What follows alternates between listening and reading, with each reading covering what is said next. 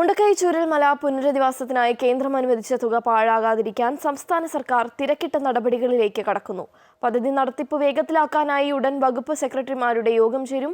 16 പദ്ധതികൾക്കും വേഗത്തിൽ ഭരണാനുമതി നൽകും.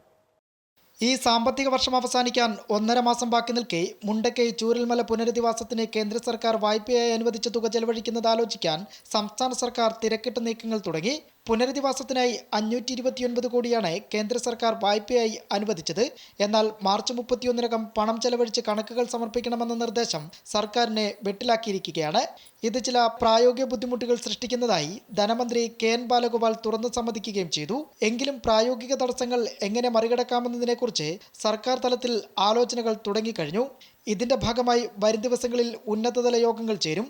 ആദ്യം ചീഫ് സെക്രട്ടറി, വകുപ്പ് സെക്രട്ടറിമാരുടെ യോഗം വിളിക്കും. ധന, റവന്യൂ, പൊതുമരാമത്തടക്കം 16 പദ്ധതികളുടെയും ഭാഗമായ വകുപ്പ് സെക്രട്ടറിമാരും പങ്കെടുക്കുന്ന യോഗത്തിൽ കർമ്മ പദ്ധതിക്ക് രൂപം നൽകും. നടപടിക്രമങ്ങൾ വേഗത്തിൽ പൂർത്തീകരിച്ച് ഭരണാനുമതി നൽകി പരമാവധി പണം ചെലവഴിച്ചുവെന്ന് ഉറപ്പാക്കാനുള്ള നടപടികൾ സ്വീകരിക്കും.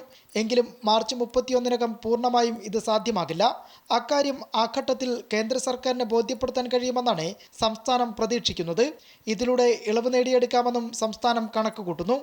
സംസ്ഥാനങ്ങൾക്ക് മൂലധന നിക്ഷേപങ്ങൾക്ക് അനുവദിക്കുന്ന വായ്പയാണ് പുനരധിവാസ പ്രവർത്തനങ്ങൾക്ക് അനുവദിച്ചതെന്നുമാണ് സംസ്ഥാന സർക്കാരിന്റെ വാദം. അമൃത ന്യൂസ്, തിരുവനന്തപുരം.